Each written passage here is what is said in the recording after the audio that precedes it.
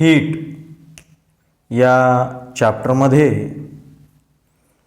मागील भागामध्ये आपण ड्यू पॉइंट अँड ह्युमिडिटी यावर माहिती घेण्यास सुरुवात केलेली आहे. यामध्ये आपण ह्युमिडिटी कोणास म्हणतात, त्यानंतर सॅच्युरेटेड एअर आणि अनसॅच्युरेटेड एअर याबद्दल माहिती घेतलेली आहे. तरी पण पुन्हा एकदा आपण याबद्दल थोडक्यात माहिती पाहूया. पहा, ह्युमिडिटी कोणास म्हणतात. ह्युमिडिटी ज्याला आपण आर्द्रता असे म्हणतो, तर हे ह्युमिडिटी म्हणजे काय, तर पहा, the moisture in the atmosphere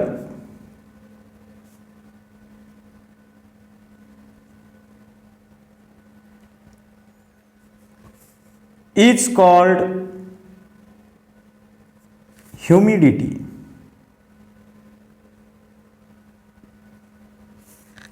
वातावरणामधील जो ओलावा आहे म्हणजे मॉइश्चर आहे त्यालाच आपण ह्युमिडिटी असे म्हणतो. त्यानंतर saturated air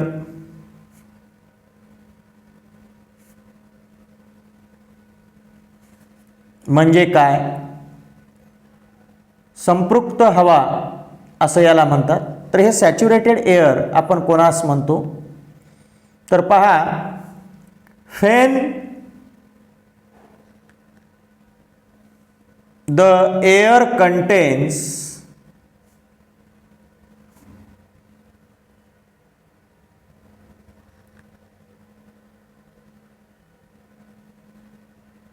maximum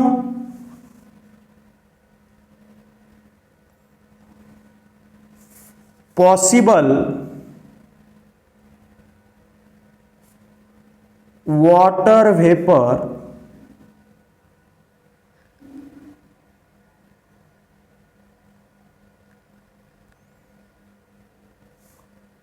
then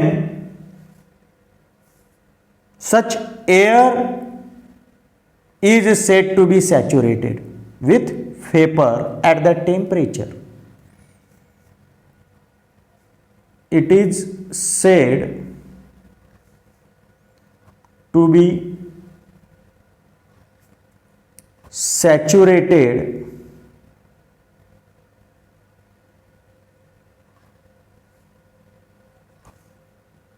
with water vapor at that temperature.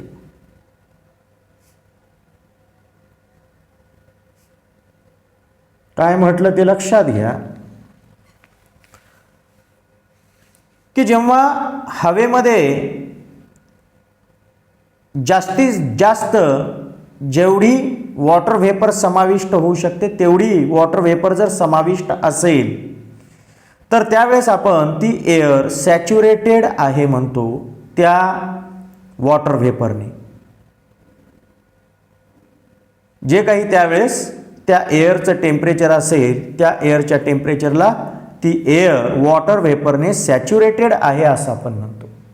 When the air contains maximum possible water vapour then such air is said to be saturated with vapor at that temperature. आणि unsaturated air कोणास म्हणतो,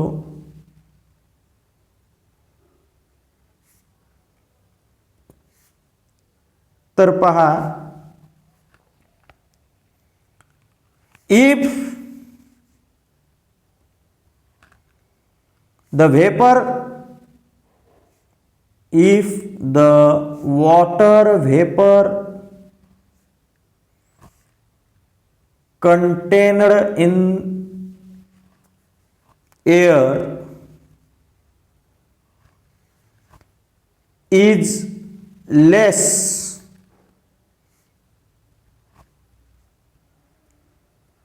than the maximum limit,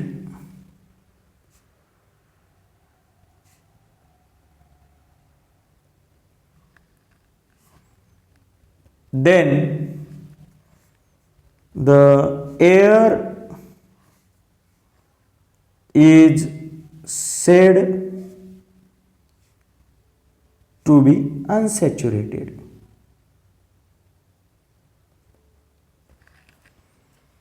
काय म्हटलं ते लक्षात घ्या.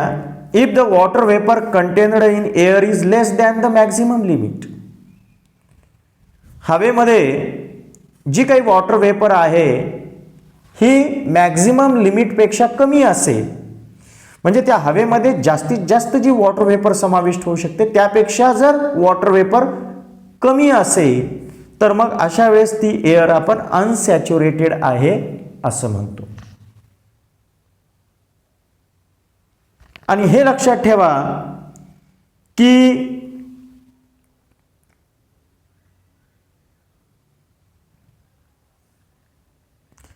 एअरला saturate करण्यासाठी जी water vapour लागते त्या वॉटर वेपरचं अमाऊंट हे त्या एअरच्या टेम्परेचरवर डिपेंड असतं.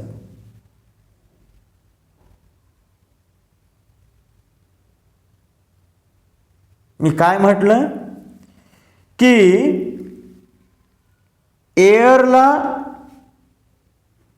सॅच्युरेट करण्यासाठी जी वॉटर वेपरची अमाऊंट लागते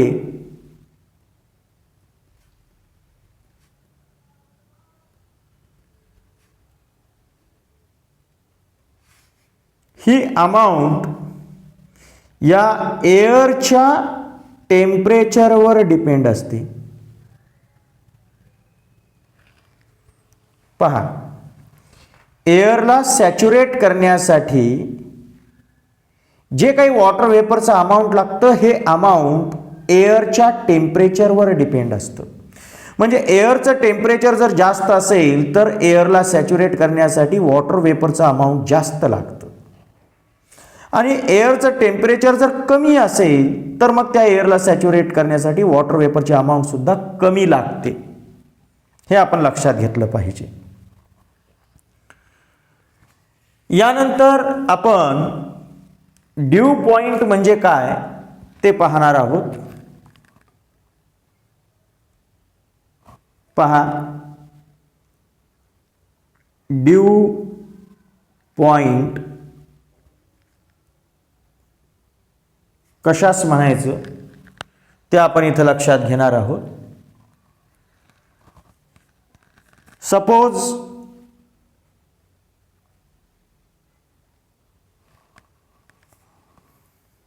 unsaturated air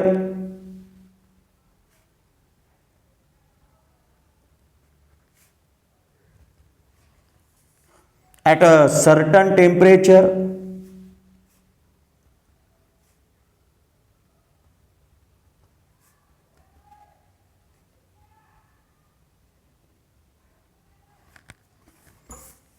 is taken and its temperature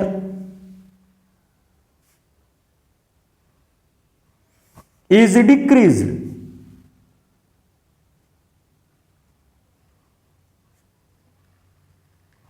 काय म्हटलं ते लक्षात घ्या की एका विशिष्ट तापमानाची आपण अनसॅच्युरेटेड एअर घेतलेली आहे आणि तिचं टेम्परेचर आपण डिक्रीज केलं. एका विशिष्ट तापमानाची एअर जी काही घेतलेली आहे ती अनसॅच्युरेटेड आहे. ही एअर कशी आहे? अनसॅच्युरेटेड. म्हणजे या एअरमध्ये जी काही वॉटर वेपर आहे ती मॅक्सिमम पॉसिबल लिमिटपेक्षा कमी आहे. म्हणजे या एअरमध्ये वॉटर वेपर जी काही समाविष्ट होऊ शकते, मॅक्सिमम जेवढी समाविष्ट होऊ शकते त्याच्यापेक्षा त्या एअरमध्ये वॉटर वेपर ही कमी आहे, म्हणजे ती एअर अनसॅच्युरेटेड आहे.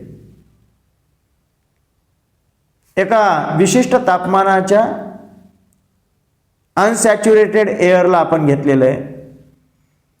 काय म्हटलं ते इथं लक्षात घ्या. Suppose unsaturated air at a certain temperature is taken. आणि अशी अनसॅच्युरेटेड एअर घेतल्यानंतर आपण पुढे काय केलं, and its temperature is decreased. आणि त्या एअरचं टेम्परेचर आता काय झालेलं आहे, कमी झालेलं आहे. टेम्परेचर कमी झालेलं आहे.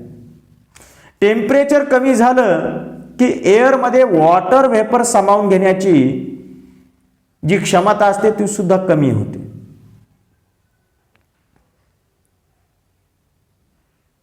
आणि त्यामुळं काय होतं की या टेम्परेचरला जसं जसं टेम्परेचर कमी होत जातं एका विशिष्ट टेम्परेचरला मग ही अनसॅच्युरेटेड एअर ही सॅच्युरेट होऊन जाते.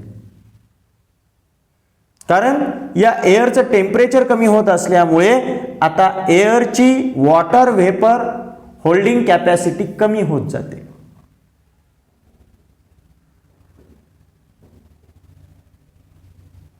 हे लक्षात घ्या. समजा असं गृहीत धरा या ठिकाणी की या कॉलममध्ये किंवा या कंटेनरमध्ये एअर आहे आणि या एअरचं टेम्परेचर सध्या जास्त आहे असं गृहीत धरू. तर याच्यामध्ये वॉटर व्हेपर सुद्धा कशी समाविष्ट होते, जास्त समाविष्ट होते. बरोबर आहे. याच्यामध्ये एअर आहे, एअरचं टेम्परेचर थोडंसं जास्त आहे, यावेळी याच्यामध्ये वॉटर व्हेपर सुद्धा जास्त समाविष्ट होते आणि एअर सॅच्युरेट होते. पण समजा असं गृहीत धरू की याच्यामध्ये वॉटर व्हेपर कमी आहे. वॉटर व्हेपर कशी आहे, कमी आहे, लेस आहे. आता ही एअर सॅच्युरेट आहे का, नाही, ही अनसॅच्युरेट आहे. कारण जेवढे वॉटर व्हेपर बसायला पाहिजे या एअरमध्ये त्याच्यापेक्षा वॉटर व्हेपर कमीच आहे. त्यामुळे ही एअर आता सॅच्युरेटेड नाही, अनसॅच्युरेटेड आहे. पण आता आपण काय केलं, याचं टेम्परेचर डाऊन केलं. या एअरचं टेम्परेचर काय केलं, डाऊन केलं, म्हणजे कमी केलं, डिक्रीज केलं. तर आता या एअरची वॉटर व्हेपर होल्डिंग कॅपॅसिटी सुद्धा कमी होत जाते. आता ही एअर जास्त वॉटर व्हेपर धरून ठेवू शकत नाही, आता ती कमी वॉटर व्हेपर धरून ठेवते. त्यामुळे काय होतं की जसं जसं आपण टेम्परेचर कमी करत जाऊ तसं तसं एका विशिष्ट टेम्परेचरला आता यामध्ये जी काही वॉटर व्हेपर आहे त्या वॉटर व्हेपरने ही एअर सॅच्युरेट होऊन जाते. मग ज्या टेम्परेचरला एअर सॅच्युरेट होते त्या टेम्परेचरला आपण म्हणतो ड्यू पॉइंट. काय म्हणतो, ड्यू पॉइंट. मग हेच आपण इथे पाहणार आहोत. पहा, suppose unsaturated air at a certain temperature is taken. Unsaturated air at a certain temperature is taken and its temperature is decreased. आणि त्याचं टेम्परेचर काय केलं आपण, डिक्रीज केलं. A temperature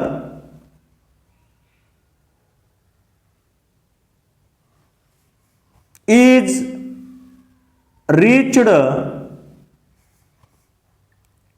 at which the air becomes saturated with vapour. काय म्हटलं ते लक्षात घ्या की आपण टेम्परेचर डिक्रीज केलं, त्यामुळं एका विशिष्ट टेम्परेचरला ही एअर काय होते, सॅच्युरेट होते, सॅच्युरेट होते व्हेपरने. This temperature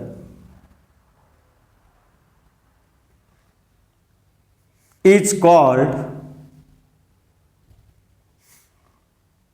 the dew point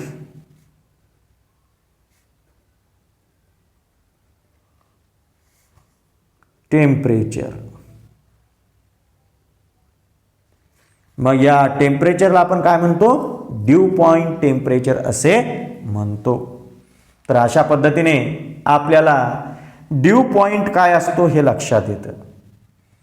कुठल्याही हवेची वॉटर वेपर धरून ठेवण्याची जी क्षमता असते ती टेम्परेचरवर डिपेंड असते. जसं जसं टेम्परेचर कमी होतं तसं तसं एअरची वॉटर वेपर धरून ठेवण्याची क्षमता कमी होत जाते. मग एका विशिष्ट टेम्परेचरला त्या एअरमध्ये असलेल्या वॉटर वेपरने ती एअर सॅच्युरेट होते. मग ज्या टेम्परेचरला एअर सॅच्युरेट होते त्या टेम्परेचरला आपण म्हणतो ड्यू पॉइंट. तर या पद्धतीने आपण हे लक्षात घेतलं पाहिजे. बरं, आता इथे लक्षात घ्या, या एअरमध्ये जी काही वॉटर व्हेपर असते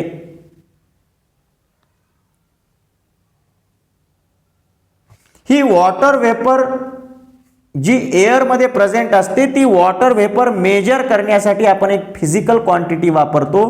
त्या क्वांटिटीचं नाव आहे ॲब्सोल्यूट ह्युमिडिटी. काय म्हटलं, ॲब्सोल्यूट ह्युमिडिटी.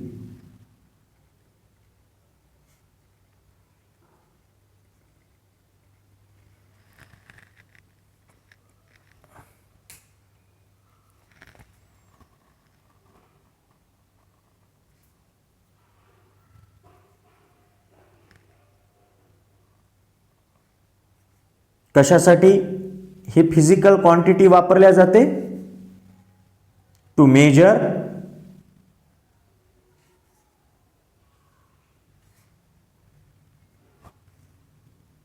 वॉटर व्हेपर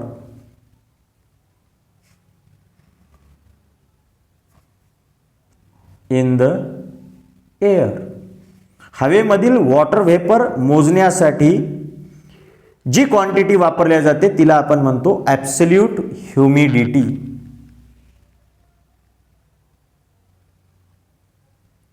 मग व्हॉट इज ॲब्सोल्यूट ह्युमिडिटी, तर ऐकून घ्या.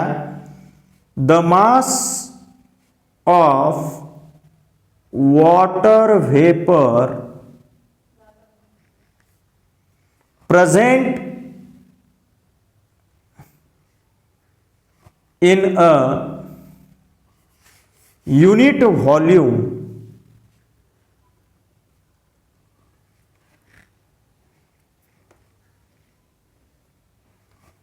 of air is called absolute humidity. पहा की युनिट व्हॉल्यूम एअरमध्ये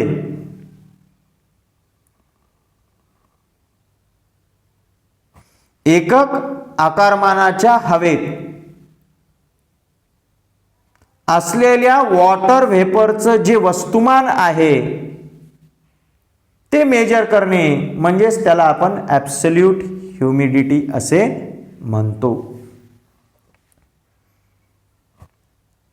एकक आकारमानाच्या हवेमध्ये असलेल्या पाण्याच्या वाफेच्या वस्तुमानास युनिट व्हॉल्यूम ऑफ एअर मध्ये वॉटर व्हेपरचं जितकं काही मास असतं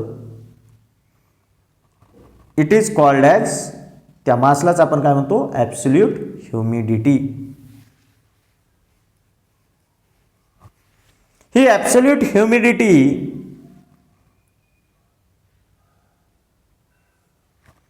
किलोग्रॅम पर क्युबिक मीटर या युनिटमध्ये मेजर केल्या जाते. कोणतं युनिट वापरल्या जातं मेजर करण्यासाठी, kilogram per cubic metre. Kilogram per cubic metre या युनिटमध्ये ॲब्सोल्यूट ह्युमिडिटी ही मेजर केल्या जाते, हे लक्षात घ्या. तर अशा पद्धतीने आपल्याला ॲब्सोल्यूट ह्युमिडिटी म्हणजे काय हे लक्षात येतं. हवेमध्ये म्हणजे युनिट व्हॉल्यूमच्या हवेमध्ये वॉटर व्हेपरचं किती मास आहे हे जेव्हा आपण काढतो तेव्हा त्याला आपण ॲब्सोल्यूट ह्युमिडिटी असे म्हणतो. यानंतर आपल्याला जो पुढील पॉइंट पाहायचा आहे तो असा आहे की एअर ड्राय आहे का ह्युमिड आहे हे आपण कसं ठरवणार. काय म्हटलं ते लक्षात घ्या की एअर ह्युमिड आहे का ड्राय आहे हे आपण कसं ठरवणार. तर पहा, फिलिंग ऑफ ह्युमिड और dry nature of air not only depends on the amount of water vapor in the air but also it depends on how close that amount is for making the air saturated with vapor. मी काय म्हटलं ते लक्षात घ्या की हवा humid आहे का dry आहे म्हणजे हवेच्या दमटपणाची किंवा कोरडेपणाची जाणीव ही फक्त हवेमध्ये असलेल्या बाष्पाच्या प्रमाणावर अवलंबून नसते, म्हणजे वॉटर वेपरच्या प्रमाणावर अवलंबून नसते, तर वॉटर वेपरचं प्रमाण ती हवा सॅच्युरेट करण्यासाठी लागणाऱ्या प्रमाणाच्या किती जवळ आहे यावरही अवलंबून असते.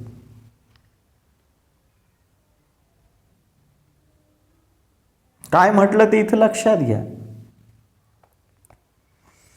फिलिंग ऑफ ह्युमिड और ड्राय नेचर ऑफ एयर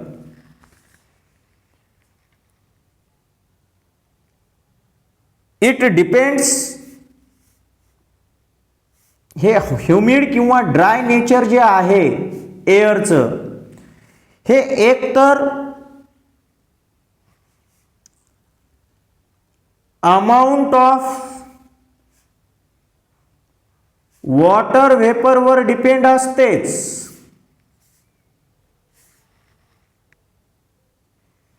म्हणजे हवा ही दमट आहे का कोरडी आहे याची जाणीव आपल्याला जी होते ती कशावर डिपेंड असते. Amount of water vapour present in the air याच्यावर तर असतेच, but also it depends on how close that amount is for making the air saturated with vapor.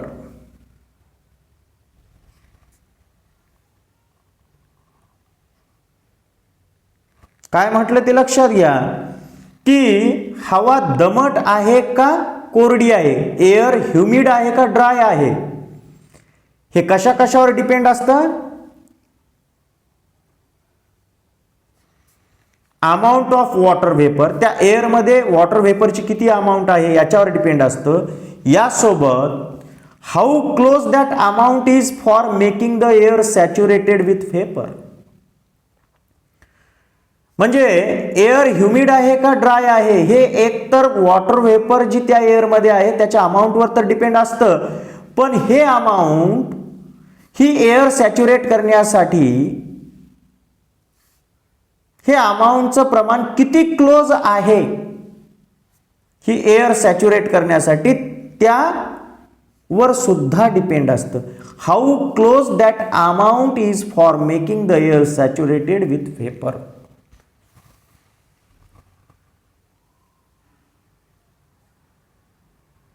हे आपण लक्षात घेतलं पाहिजे. एअर ह्युमिड आहे का ड्राय आहे हे कशा कशावर ठरतं?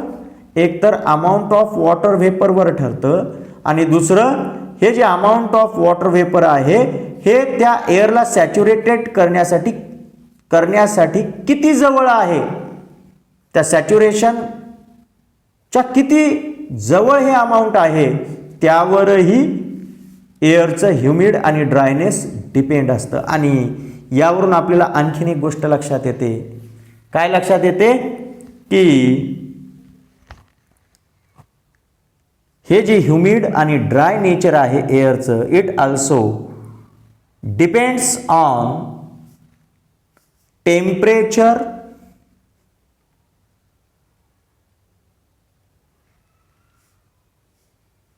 Of the air.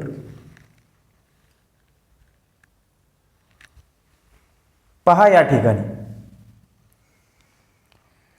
एअरची ह्युमिड किंवा ड्राय नेचर हे त्या एअरमध्ये प्रेझेंट असलेल्या वॉटर व्हेपरच्या अमाऊंटवर डिपेंड आहे आणि ती एअर सॅच्युरेट होण्यासाठी हे अमाऊंट त्या सॅच्युरेशनच्या किती जवळ आहे त्याच्यावरही डिपेंड आहे. आणि याशिवाय अर्थातच एअरच्या टेम्परेचरवर सुद्धा हे ह्युमिड आणि ड्राय नेचर डिपेंड आहे. कारण एअरचं जर टेम्परेचर जास्त असेल तर एअर सॅच्युरेट होण्यासाठी जास्त अमाऊंट लागेल वॉटर व्हेपरची, आणि एअरचं जर टेम्परेचर कमी असेल तर ती एअर सॅच्युरेट होण्यासाठी वॉटर व्हेपरचा अमाऊंट कमी लागेल. मग एअरचं जर टेम्परेचर खूप कमी असेल तर त्या एअरमध्ये वॉटर व्हेपर जी काही आहे ही वॉटर व्हेपर सॅच्युरेशनच्या जवळ असते. पण एअरचं जर टेम्परेचर जास्त असेल तर मग ती एअर सॅच्युरेट होण्यासाठी जे काही वॉटर व्हेपरचं अमाऊंट लागतं ते मात्र आता खूप कमी असेल, म्हणजे सॅच्युरेशनच्या जवळ नसेल. म्हणूनच आपण म्हटलं की एअरचं ह्युमिड आणि ड्राय नेचर हे टेम्परेचरवर सुद्धा, त्या एअरच्या टेम्परेचरवर सुद्धा डिपेंड असतं. हे आपण इथे लक्षात घेतलं पाहिजे. मग आता इथे लक्षात घ्या की अमाऊंट ऑफ वॉटर व्हेपर जी एअरमध्ये प्रेझेंट आहे ती किती क्लोज आहे एअरला सॅच्युरेटेड करण्यासाठी, म्हणजे एअर सॅच्युरेटेड होण्यासाठी जी वॉटर व्हेपरची अमाऊंट लागते ती त्या सॅच्युरेशनला किती क्लोज आहे हे काढण्यासाठी आपल्याला एका क्वांटिटीचा विचार करावा लागतो आणि ती क्वांटिटी आहे रिलेटिव्ह ह्युमिडिटी. कोणती आहे? Relative humidity. आता ही रिलेटिव्ह ह्युमिडिटी काय आहे ते आपण लक्षात घेऊया. याला आपण सापेक्ष आर्द्रता म्हणतो. ॲब्सोल्यूट ह्युमिडिटीला निरपेक्ष आर्द्रता म्हणतात, तर रिलेटिव्ह ह्युमिडिटीला आपण सापेक्ष आर्द्रता म्हणतो. मग हे रिलेटिव्ह ह्युमिडिटी काय आहे? रिलेटिव्ह ह्युमिडिटी आहे रेशो, गुणोत्तर आहे. कोणाचं गुणोत्तर आहे? एक तर एअरमध्ये वॉटर व्हेपर किती प्रेझेंट आहे ते actual amount of water vapour content in the air in given volume. हा रेशो कोणाचा आहे? तर पहा त्याच्यात सांगायचं म्हटलं तर relative humidity it is the ratio of actual mass of water vapour content in the air in a given volume.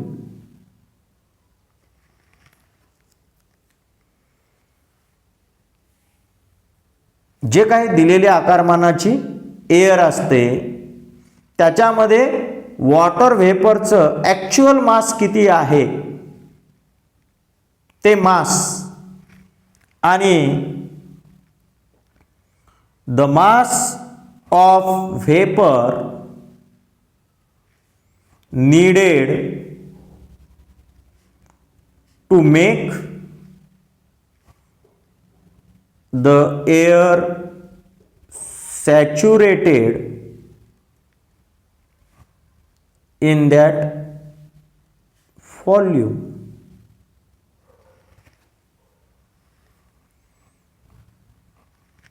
पहा, रिलेटिव्ह ह्युमिडिटी हा रेशो आहे. कोणाचा रेशो आहे?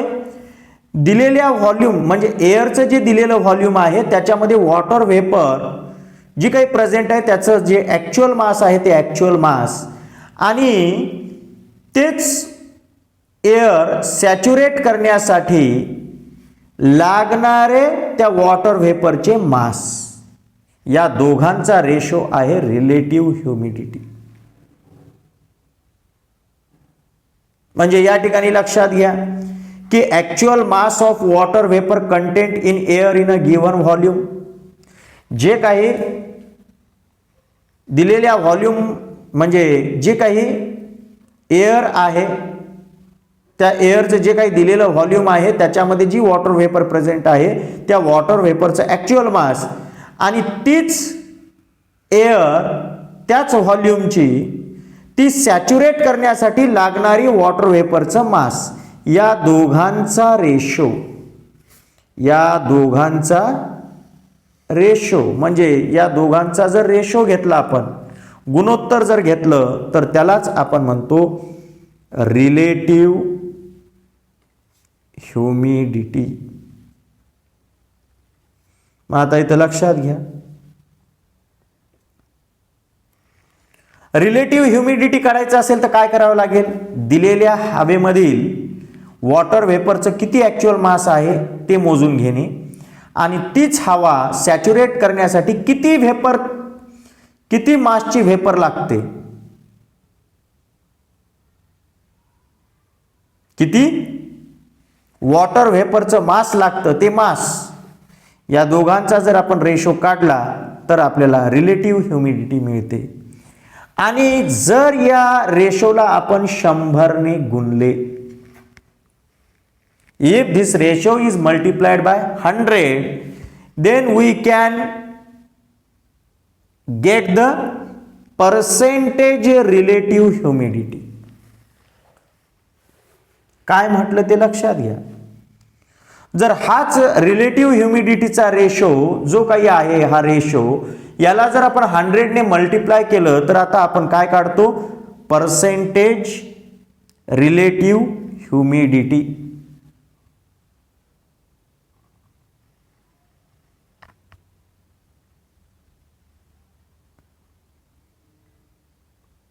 तर या पद्धतीने आपल्याला हे पर्सेंटेज रिलेटिव्ह ह्युमिडिटी लक्षात येतं.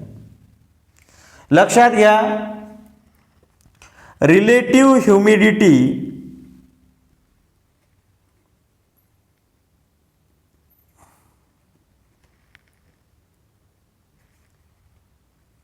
At the due point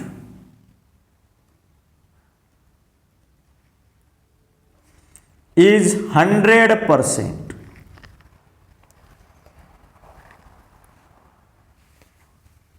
due पॉइंटला रिलेटिव्ह ह्युमिडिटी 100% असते. रिलेटिव्ह ह्युमिडिटी किती टक्के असते? How many percent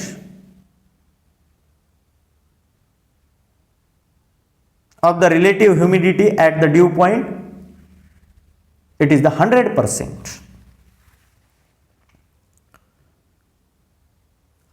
due point म्हणजे सरळ सरळ ती एअर सॅच्युरेटेड आहे आणि सॅच्युरेटेड एअर याची रिलेटिव्ह ह्युमिडिटी 100% असते.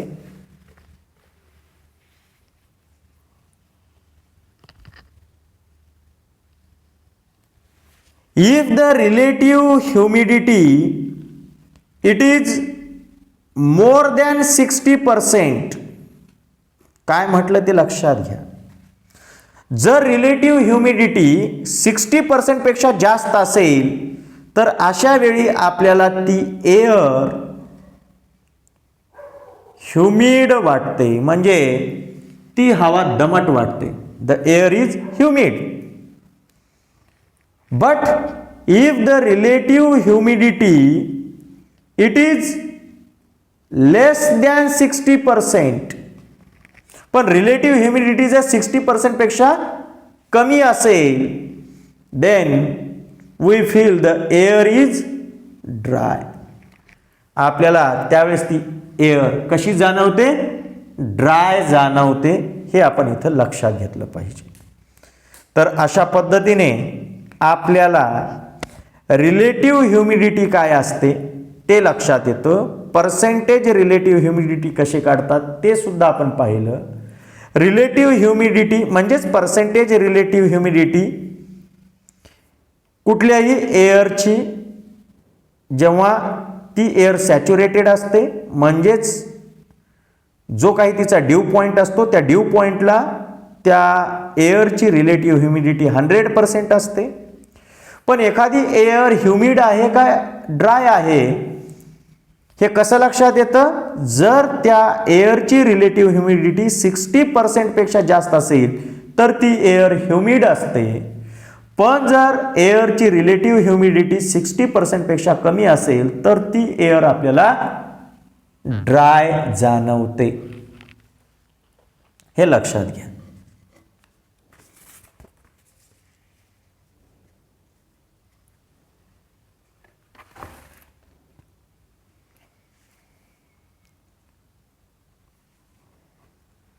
एक उदाहरण लक्षात घ्या येते तुम्ही.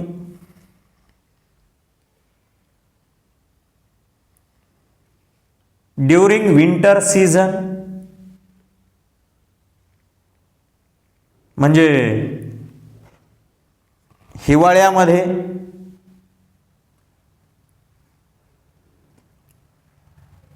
काय म्हटलं की हिवाळ्याच्या कालावधीत you may have observed a white trail at the back of flying plane in a clear sky. हिवाळ्यात निरभ्र आकाशातून जेव्हा एखादं विमान उडत असतं तेव्हा त्याच्या पाठीमागे आपल्याला व्हाईट ट्रेल म्हणजे त्या विमानाच्या मागे पांढरा पट्टा निर्माण झालेला आपल्याला दिसून येतो. समजा एखादं विमान आहे,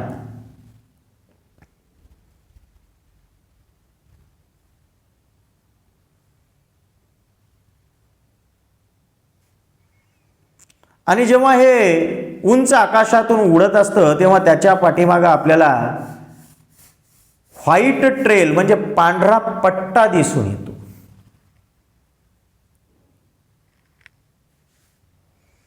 As the plane flies,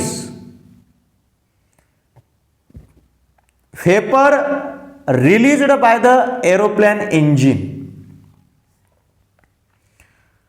जसं विमान उडतं तसं विमानाचं इंजिन जे आहे ते वॉटर व्हेपर रिलीज करतं, वॉटर व्हेपर बाहेर सोडतं.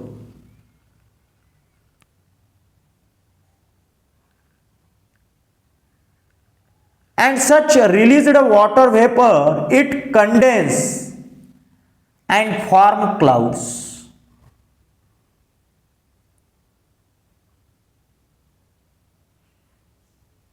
मग हे वॉटर वेपर जे बाहेर पडतं हे बाहेर पडल्यानंतर ते कंडेन्स होतं आणि क्लाउड तयार होतं. त्यामुळे आपल्याला असा व्हाईट ट्रेल दिसून येतो.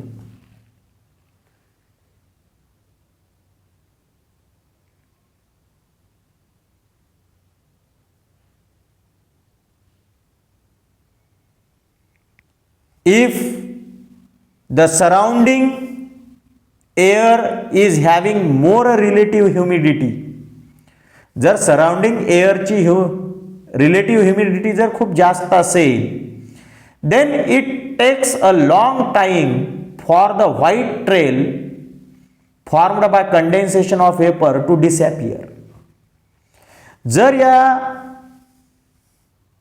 विमानाच्या सभोवतालची जी काही हवा आहे तिची रिलेटिव्ह ह्युमिडिटी जर जास्त असेल, 60% पेक्षाही जास्त असेल, तर मग हे जे काही या ठिकाणी व्हाईट ट्रेल निर्माण झालेला आहे तो डिसअपियर व्हायला जास्त वेळ लागतो. But if the relative humidity of the air is less, पण जर या एअरची रिलेटिव्ह ह्युमिडिटी जर खूप कमी असेल, 60% पेक्षा खूप कमी असेल, then the white trail may be small or it may not even get formed. जर रिलेटिव्ह ह्युमिडिटी जर कमी असेल तर मग हे जे काही व्हाईट ट्रेल आहे याच्यातील वॉटर वेपर ही एअरमध्ये समाविष्ट होऊन जाते आणि त्यामुळे हा व्हाईट ट्रेल एक तर छोटा दिसतो किंवा कधी कधी तर तो तयारही होत नाही. तर अशा प्रकारे हे जे व्हाईट ट्रेल दिसतं हे केव्हा दिसतं, जर या एअरची रिलेटिव्ह ह्युमिडिटी जास्त असेल तर हा व्हाईट ट्रेल दिसतो आणि जर रिलेटिव्ह ह्युमिडिटी जर एअरची खूप कमी असेल तर असा व्हाईट ट्रेल एक तर दिसला तर शॉर्ट दिसतो, नाहीतर अजिबात दिसत नाही. हे आपण लक्षात घेतलं पाहिजे. यानंतर शेवटचा पॉइंट आपण आजचा पाहूया, तो म्हणजे unit of heat.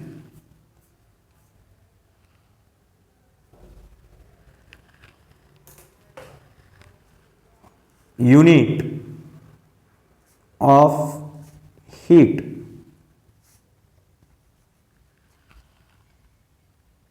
Heat can be expressed in various units. For example,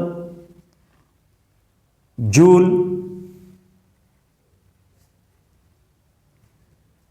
erg, calorie,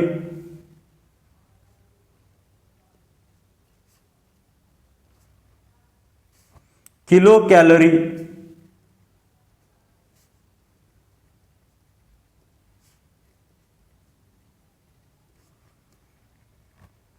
पहा की हीट जी काही आहे ती मेजर करण्यासाठी आपण वेगवेगळे युनिट वापरतो. जूल वापरतो, आर्ग वापरतो, कॅलरी वापरतो, किलो कॅलरी वापरतो.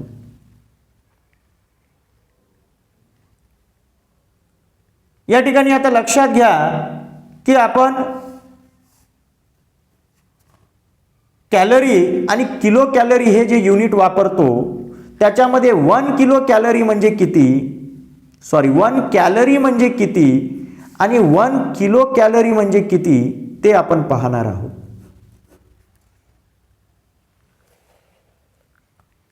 पहा, लक्षात घ्या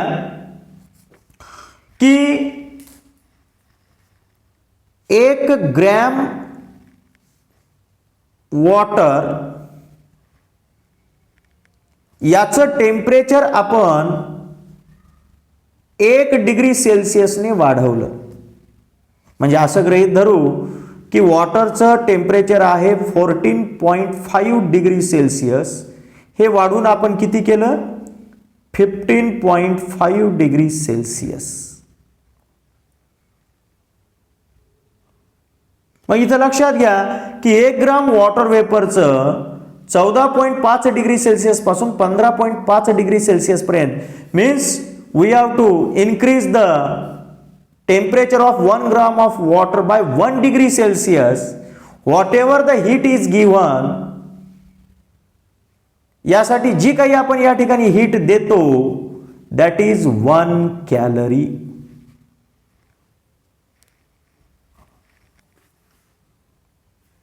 पहा, लक्षात घ्या, आपल्याला जर 1 ग्राम पाण्याचं तापमान 1 डिग्री सेल्सिअसने वाढवायचं असेल तर जी काही हीट देतो ती किती असते, 1 कॅलरी.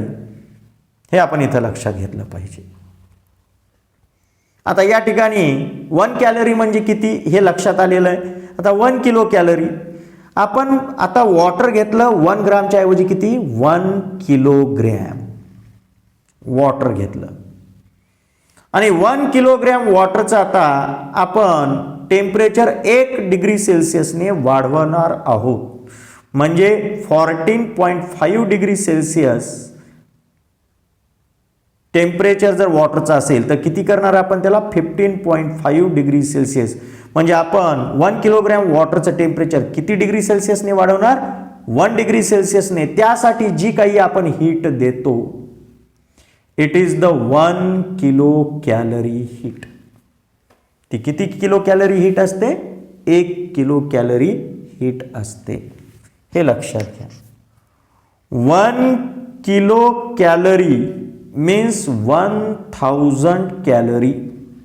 हे सुद्धा इथं लक्षात ठेवा.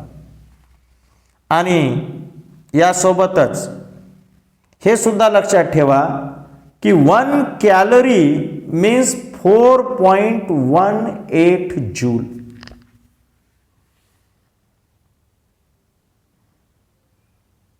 एक कॅलरी म्हणजे किती 4.18 जूल. असे जर 1000 कॅलरी आपण घेतले तर त्याला 1 किलो कॅलरी असे म्हणतो. मग 1 किलो कॅलरी म्हणजे किती जूल तर पहा 1 kilo calorie means is equal to 4.18 into 1000 म्हणजे 10⁻³ जूल. हे इथं आपण लक्षात घेतलं पाहिजे. तर अशा पद्धतीने आपल्याला हीटची युनिट्स लक्षात येतात. Joule, erg, calorie, kilo calorie. तरी पण हीटसाठी आपण मुख्यतः कॅलरी आणि किलो कॅलरी हेच युनिट वापरतो. 1 कॅलरी म्हणजे किती हे आपल्याला लक्षात. 1 कॅलरी म्हणजे किती हीट 1 ग्राम पाण्याचं 1 डिग्री सेल्सिअसने टेम्परेचर वाढवण्यासाठी जी हीट देतो ती 1 कॅलरी असते. तर 1 किलो कॅलरी हीट म्हणजे किती असते 1 किलोग्राम पाण्याचे 1 डिग्री सेल्सिअसने टेम्परेचर वाढवण्यासाठी जी हीट देतो ती 1 किलो कॅलरी असते. तर या पद्धतीने आपण ड्यू पॉइंट अँड ह्युमिडिटी याशिवाय relative humidity, percentage relative humidity आणि युनिट ऑफ हीट याबद्दलची माहिती आज आपण इथे घेतलेली आहे.